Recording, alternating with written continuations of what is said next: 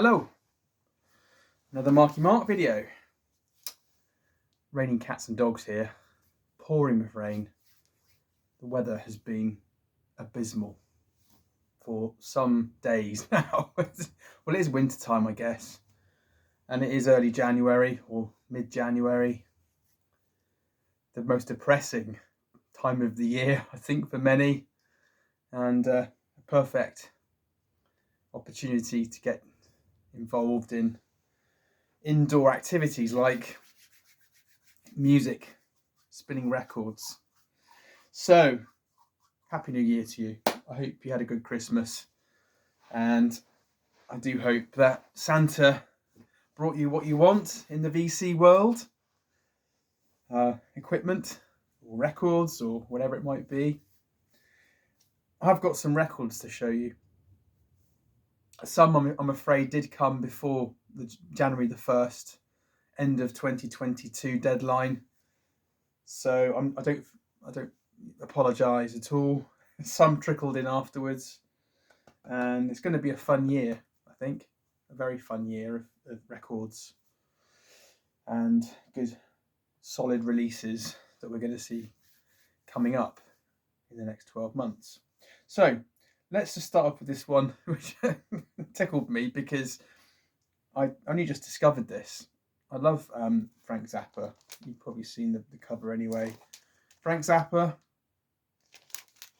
love him or hate him, he's like Marmite to most people. I think he's great.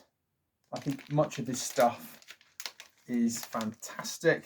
A lot of it is a little bit too way out there for me. This is Frank Zappa's Waka Jawaka.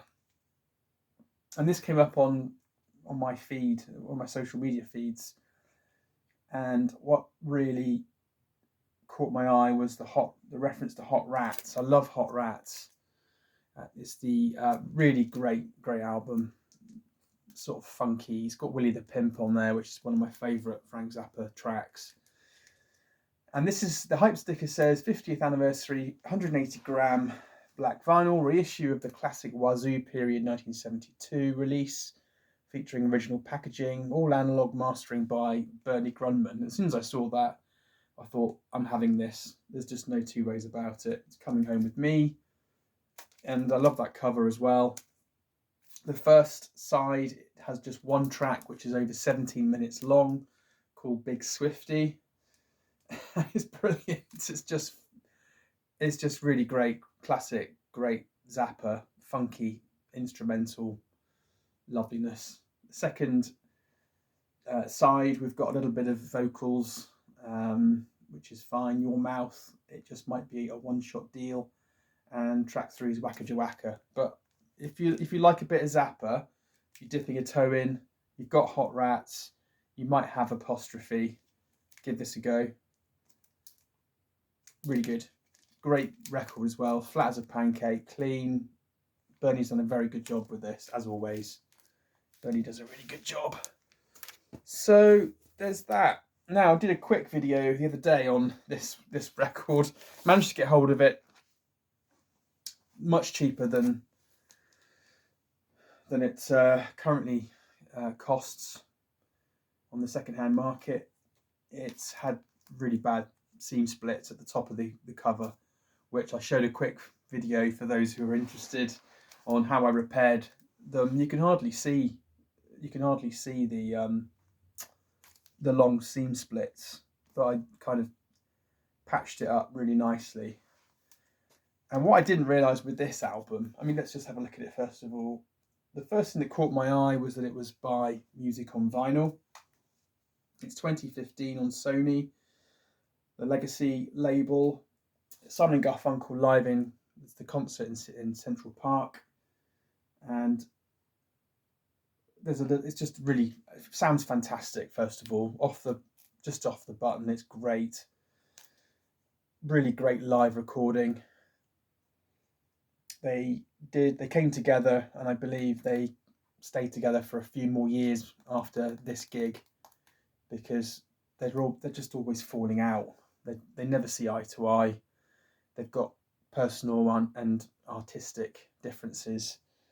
such a shame. But this particular concert drew in about, I think it was about 250,000 people. It might be even 500,000 people. I mean, Central Park was absolutely buzzing. But the one thing I really liked about this record when I opened it was this wonderful. Just take this out here.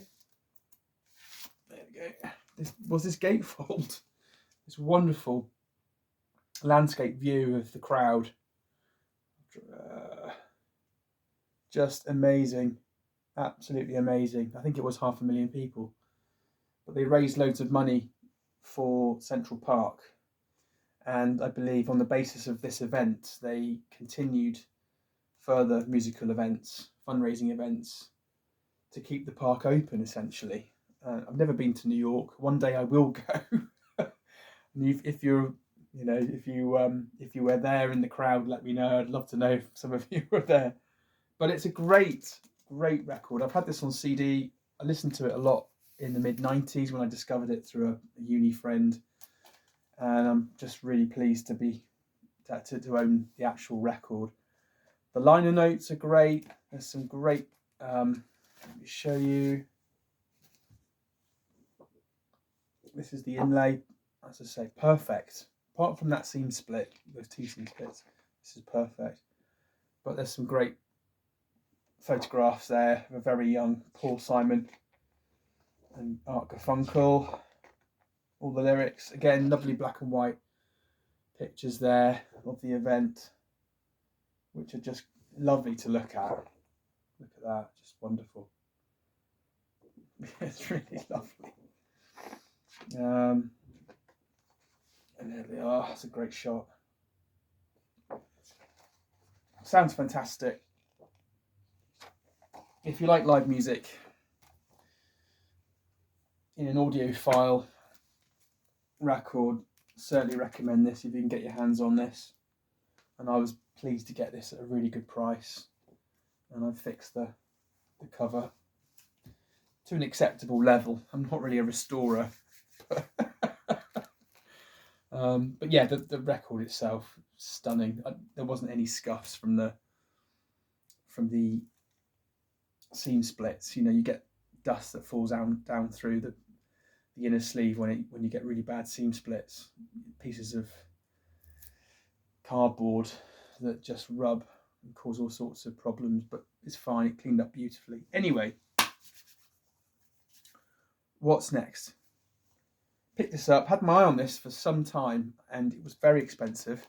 I wasn't going to pay silly money for it, but I managed to find an edition, a UK edition, which was sensible money.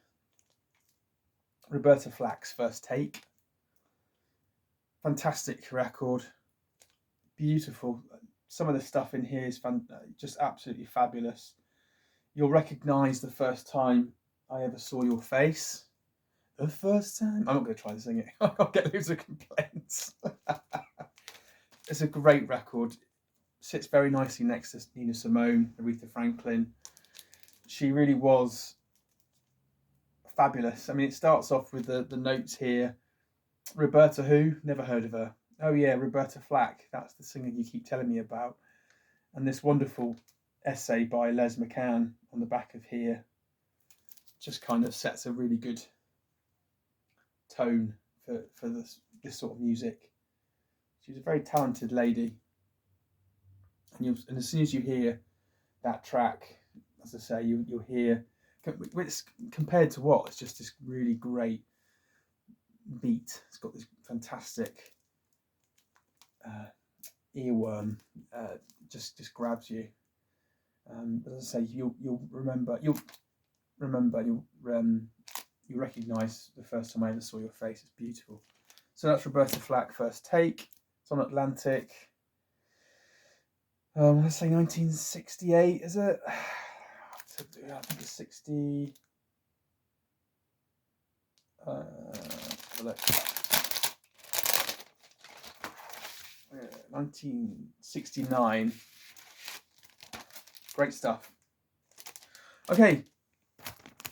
Some of you who've seen my previous videos continue to rave about Pablo jazz. record label, and I've picked up 2 fabulous Pablos prior to Christmas.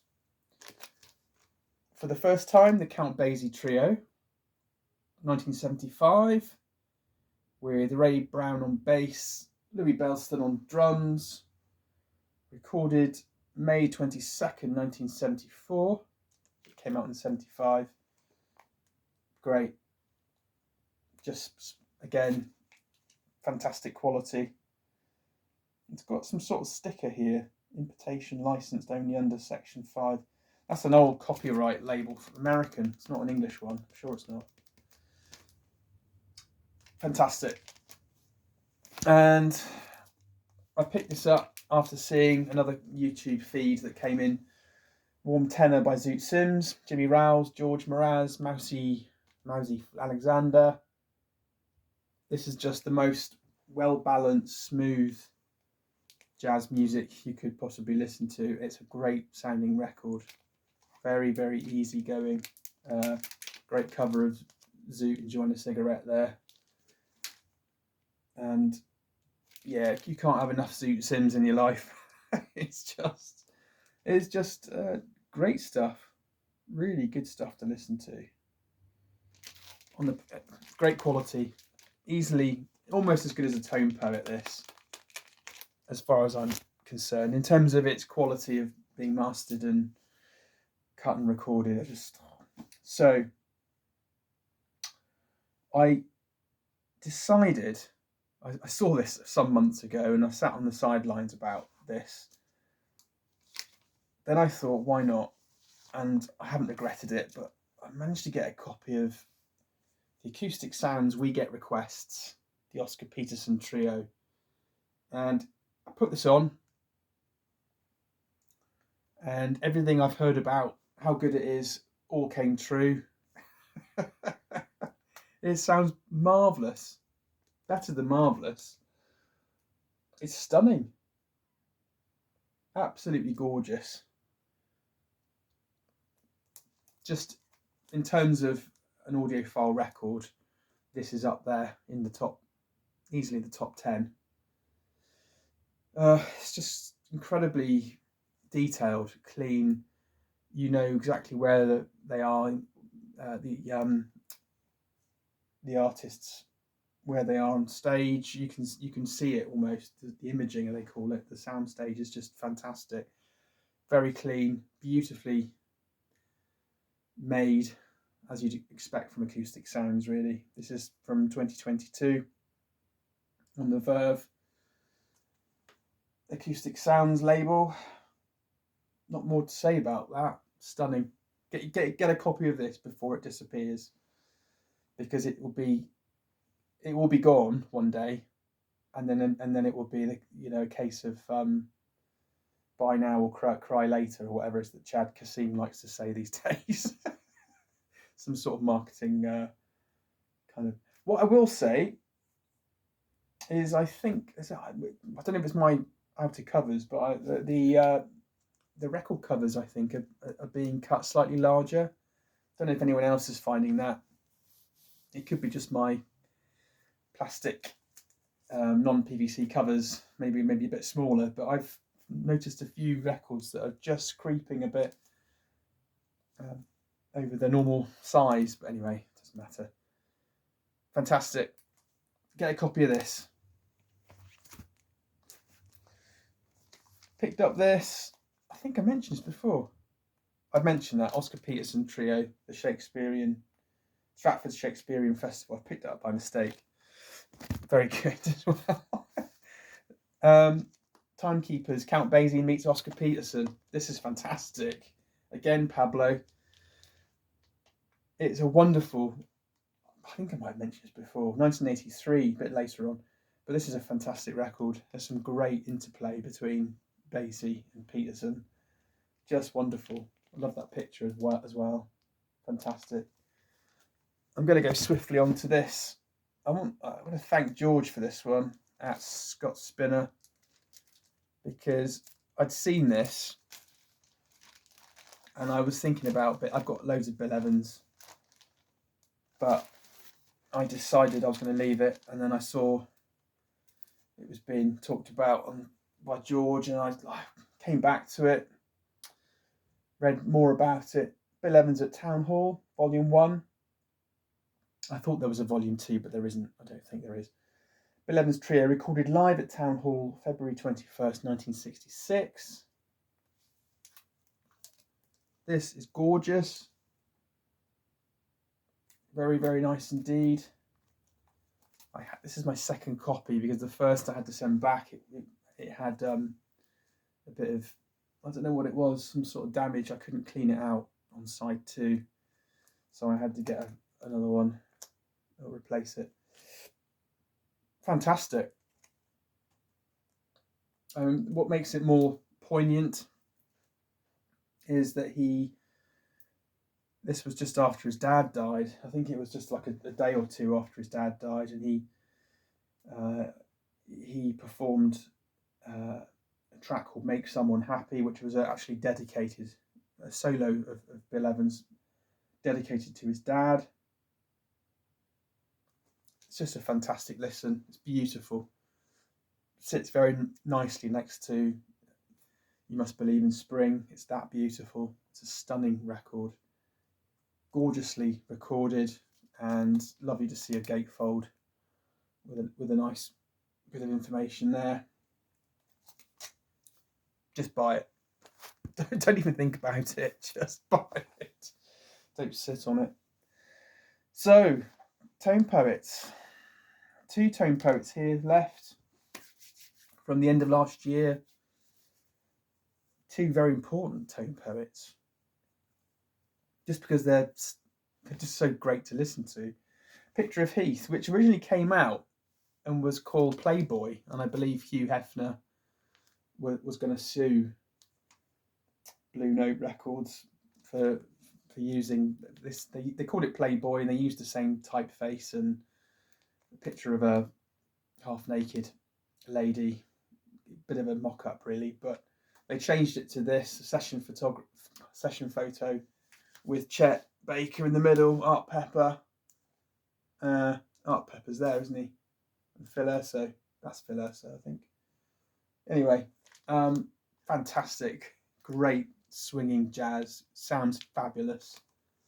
What is really nice about this? Well, first of all, I will say that it's caused a bit of controversy in the last few months when this came out, only because a lot of people are complaining that there was damaged discs, imperfections on mostly on side B, and they were finding their cartridges jumping about, and that might be the case for some of the prints, but some of the issues of this, but actually it's not. It's as I understand it, I've done lots of reading, but it's to do with setup. There's a couple of grooves which are very close together, quite bassy, and I understand that if your cartridge isn't set up right, or there's some characteristic with your turntable setup, then it can skip on a certain track on side B. I've had no problems at all with my Riga P6 Anya Pro. Plays absolutely beautiful. The detail it pulls out is just fantastic. What's really nice about this is no one else has kind of mentioned this for Tone Poet. I don't know how many, there's not many Tone Poets that do this, but there's a really nice essay, liner note inside, which talks about some really kind of gritty, sobering stuff around the drug abuse of Chet Baker, Art Pepper, the demise of Chet Baker, and the demise of Art Pepper. And it talks about the fact that it was changed from the name of the album was changed from Playboy to Picture of Heath because the chap Heath wrote 5 of the songs while he was in prison on here, because he was hugely had a huge drug problem, as well as most of the jazz artists did in those days. Bill Evans as well, sadly. So there's a great liner note here about the album, which is well worth taking the time to read and appreciate while you're listening to this record. It's fantastic. I love it. The Art Pepper on that sax is just wonderful. Fantastic. It's a great tone poet to have, this one. And lastly, I couldn't miss out on this. Blue Mitchell, Bring It Home to Me. My goodness, this just hits all the right buttons, plays beautifully. We've got Blue Mitchell obviously on trumpet, Junior Cook tenor sax, Harold Malburn Jr. on piano, Gene Taylor on bass, and Billy Higgins on drums. Look at the session photography. Look how pin sharp those photos from Alfred Lyon. Beg your pardon, it's Francis Wolff who did the photography. I mean, pre-digital. So we're talking, you know, it's just you can see that it's just pin sharp. And this is why I love the tone poets, because they throw in this session photography, and you can see every pimple, every single hair, and it's just so beautifully done. You know, even with digital photographs today, you struggle to get, well, unless you know what you're doing, you don't get sort of quality photographs like that. Beautiful. And that would have all been, you know, in a black and white room, exposed and what have you. I love that. It's fantastic. Great record. It's just fantastic. So one of my best tone poets of last year. Looking forward to some more tone poets this year. So Bring It Home to Me, Blue Mitchell, and Picture of Heath, Chet Baker, Art Pepper, filler. So that's it for today. I hope you're all keeping well. Quite extraordinary. I've almost hit 300 subscribers. Not that I'm doing this for subscribers, or it's just a laugh. I've got a bit of time off before I start work again. So just a quick video. Look forward to seeing you all again soon. And stay safe, keep spinning. Right, take care. Bye.